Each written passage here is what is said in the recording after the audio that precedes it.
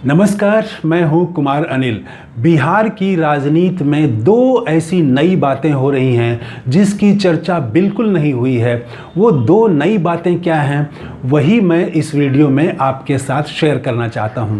पहली बात तो ये कि प्रशांत किशोर बिहार में काफ़ी सक्रिय हैं और उनकी पूरी राजनीति की जो दिशा है, जिस मार्ग पर वो बढ़ रहे हैं, वो मार्ग पर आज तक कोई सफल नहीं हुआ।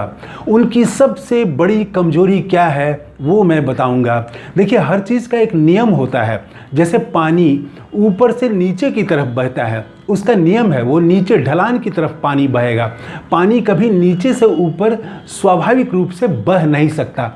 तो ऐसे ही हर चीज़ का एक नियम है। सैकड़ों लोगों का अनुभव है, सभी राजनीतिक पार्टियों का अनुभव है, और उस अनुभव के खिलाफ प्रशांत किशोर एक नया चीज़ करना चाहते हैं, उल्टी गंगा बहाना चाहते हैं, जो सफल होने में जिस पर बहुत सवाल है। और मेरा मानना है कि वो सफल इस तरह से तो नहीं होंगे। वो क्या है उनकी सबसे बड़ी कमजोरी, ये मैं बताऊंगा। और दूसरी बात बताऊंगा कि तेजस्वी यादव अभी बिहार के यात्रा पर हैं। वो राहुल गांधी की कुछ चीज़ों को लागू कर रहे हैं। राहुल गांधी के जो स्टाइल है, जो काम करने का तरीका है, जो सोचने का तरीका है, उसको किस तरह से बिहार में लागू कर रहे हैं। तो आप कह सकते हैं कि राहुल गांधी की छाप तेजस्वी यादव पर दिखाई पड़ रही है। ये दूसरी बात मैं करूंगा। आइए पहली बात करते हैं कि प्रशांत किशोर की सबसे बड़ी कमजोरी क्या है। देखिए, कोई भी राजनीतिक दल, भारत में कोई भी राजनीतिक दल या राजनीति भी वही सफल हुई है जो सत्ता के खिलाफ लड़ी है। आज तक हिंदुस्तान के इतिहास में कोई पार्टी ऐसी नहीं है जो सत्ता का समर्थन करते हुए विकास कर जाए। आप इतिहास उठाइए, अंग्रेज सत्ता में थे, अंग्रेजों का शासन था, अंग्रेज के खिलाफ कांग्रेस लड़ी तो कांग्रेस बढ़ी, कांग्रेस पूरे देश की पार्टी बन गई। महात्मा गांधी लड़े तो महात्मा गांधी देश के नेता बने, नेहरू बने, अंबेडकर बने।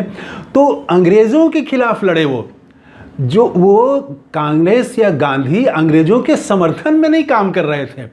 वो भगत सिंह के खिलाफ नहीं लड़ रहे थे। वो स्वतंत्रता के लिए जो चाह रखने वाले लोग थे उनके खिलाफ नहीं लड़ रहे थे। वो प्रेमचंद के खिलाफ नहीं लड़ रहे थे, बल्कि स्वतंत्रता के लिए अंग्रेज़ों से लड़ रहे थे। तो एक स्वतंत्रता आंदोलन में आप देखते हैं, उसके बाद देखिए लोहिया, कांग्रेस सत्ता में आई तो कांग्रेस के खिलाफ लड़े लोहिया, तो लोहिया की राजनीति बढ़ी। वाजपेयी लड़े तो वाजपेयी आगे बढ़े, वो नेता बने।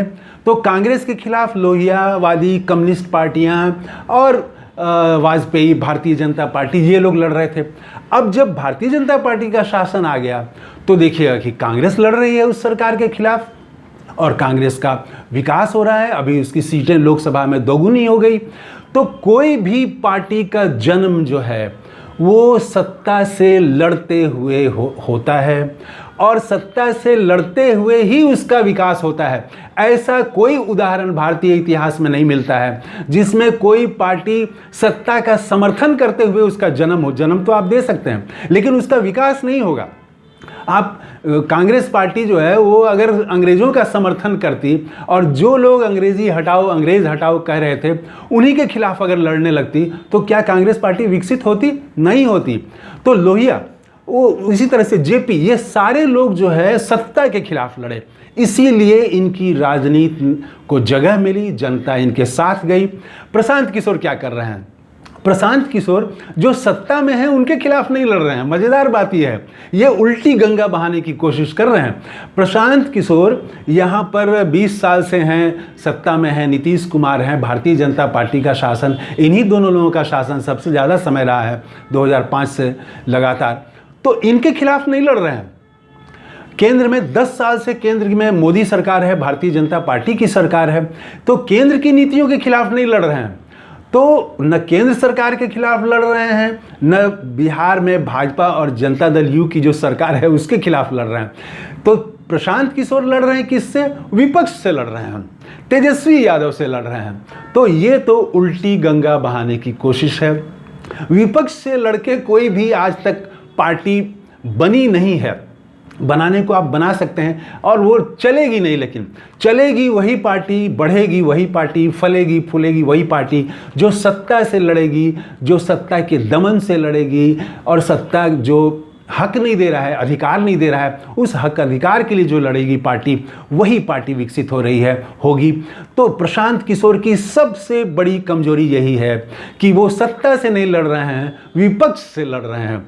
और इनके अनुसार, इनके पैटर्न पर चलने वाला, इनके मार्ग पर चलने वाला भारत में कोई राजनीतिक दल नहीं है। हाँ, एक समूह है, वो है गोदी मीडिया। गोदी मीडिया भी विपक्ष से लड़ता है और प्रशांत किशोर भी विपक्ष से लड़ रहे हैं। रोज तेजस्वी यादव पर हमला करते हैं, नवी फेल है तो ये है वो है, बहुत तरह की बातें, रोज तेजस्वी पर हमला, तो विपक्ष के खिलाफ। अब वो और जो तेजस्वी यादव का जनाधार है उसी के बीच वो ज़्यादा जा रहे हैं, मुसलमानों के बीच सबसे ज़्यादा जा रहे हैं, पिछड़ों की बात कर रहे हैं वो। तो मुसलमानों में भी वो जो मुसलमानों पर धार्मिक भेदभाव के कारण उन पर हमले हो रहे हैं, उस पर वो चुप रहते हैं। मुंबई में ट्रेन में क्या हुआ वो देखा आपने, हरियाणा में क्या हुआ, जगह जगह क्या होता है हम देखते हैं, सरासर उनके साथ भेदभाव किया जाता है, इस पर वो चुप हैं। वक्फ पर वो एक बार बोल दिए, लेकिन वो उस पर वो उनका मुद्दा नहीं है। तो ये पूरा जो है वो मुसलमानों को जीतना है, तो उसके लिए भी लालू यादव तेजस्वी यादव पर हमला कर रहे हैं कि मुसलमानों का इन्होंने इस्तेमाल किया। तो विपक्ष से लड़ रहे हैं। यही रोज सांप्रदायिक बयान देने वाले भाजपा के मंत्री हैं जो सांप्रदायिक बयान देते हैं, हमेशा घुसपैठिया आ रहा है और इस धर्म की संख्या बढ़ जाएगी, उस धर्म की घट जाएगी, तो इस तरह की बातें करते रहते हैं। लेकिन उस पर वो प्रशांत किशोर बोल नहीं रहे हैं। तो मुसलमानों को भी वो लालू यादव और तेजस्वी यादव के खिलाफ खड़ा कर रहे हैं। तो विपक्ष के खिलाफ लड़के प्रशांत किशोर अपनी पार्टी को सफल कर लेंगे, इस पर तो मुझे शक है, क्योंकि आज तक भारत में ऐसा हुआ नहीं। दूसरी बात कि तेजस्वी यादव पर जो छाप की मैंने बात की कि राहुल गांधी की एक छाप दिखाई पड़ रही है, वो इस तरह से कि तेजस्वी यादव जो अभी यात्रा कर रहे हैं, इस यात्रा का नाम पहले आभार यात्रा घोषित किया गया था, मीडिया में घोषित किया गया था, और उस यात्रा का नाम 2 दिन पहले, उसको यात्रा शुरू होने के कुछ घंटे पहले ही उसका नाम बदल के कार्यकर्ता दर्शन और संवाद यात्रा कर दिया गया। तो ये जो नाम में परिवर्तन है, दरअसल में ये कंसेप्ट में बदलाव है। पहले आभार यात्रा था, आप थैंक यू बोलने के लिए जा रहे थे, तो सभाएं करते आप, भाषण देते आप। अब कह रहे हैं कि हम कार्यकर्ता दर्शन करेंगे और कार्यकर्ता से संवाद करेंगे। और कल उन्होंने समस्तीपुर में जो किया, आज भी समस्तीपुर में वो हैं, तो वहाँ कार्यकर्ताओं की बात सुन रहे हैं और वहाँ महिला कार्यकर्ता हैं, पुरुष कार्यकर्ता हैं, हर वर्ग के कार्यकर्ता आ रहे हैं और वो तेजस्वी यादव को बता रहे हैं, ज़मीनी स्थिति बिहार की बता रहे हैं, पार्टी की अगर कोई कमजोरी है उसको भी वो बता रहे हैं और तेजस्वी यादव भी कार्यकर्ताओं की बात सुन रहे हैं। तो तेजस्वी यादव ने कहा भी कि यात्रा शुरू करने से पहले उन्होंने मीडिया से बात करते हुए कहा कि हम सुनने के लिए आए हैं, हम बोलने के लिए नहीं, कार्यकर्ताओं की सुनने के लिए आए हैं। तो ये राहुल गांधी ने शुरू किया, भारत की राजनीति में एक नया तरीका संवाद का शुरू किया। पहले अभी तक का यही एक मान्य तरीका था कि नेता जाते हैं और मंच सजा हुआ रहेगा और पहले से लोग भाषण देते रहेंगे और वो जाएंगे और सीधे अपना भाषण देंगे और फिर वहाँ से चले जाएंगे। तो ये नेताओं का, राजनीति का यही स्टाइल रहा है भारत में। राहुल गांधी ने एक नया स्टाइल दिया इस देश में, एक नई शैली दी राजनीति की। वो शैली है भारत जोड़ो यात्रा से निकली, जिसमें वो लगातार लोगों की बात सुन रहे थे, दिन भर सुनते थे और शाम को किसी सभा में 15 से 20 मिनट बोलते थे। तो कार्यकर्ताओं को सुनने पर ज़्यादा जोर, ये राहुल गांधी ने शैली विकसित की है और वो लगातार अभी भी उनकी एक तरह से यात्रा जारी रहती है। वो आते हैं तो लोगों से, विभिन्न तरह के लोगों के बीच जाते हैं, बात करते हैं, मिलते हैं, उनकी समस्या सुनते हैं। तो तेजस्वी यादव ने भी अपनी यात्रा का नाम बदला, कार्यकर्ता दर्शन और संवाद यात्रा इसका नाम रखा। तो तेजस्वी का जोर अब सुनने पर है।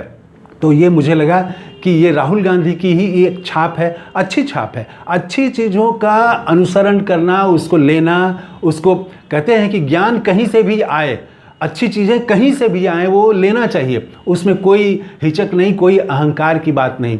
तो राजद समर्थकों के लिए भी ये कोई छोटा होने वाली बात नहीं है कि वो राहुल गांधी की तरह ही जनसंपर्क कर रहे हैं, लोगों की सुनने पर जोर दे रहे हैं।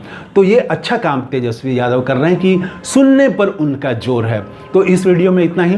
कैसा लगा ये वीडियो कमेंट करके ज़रूर बताइएगा। थैंक यू, धन्यवाद, जय हिंद।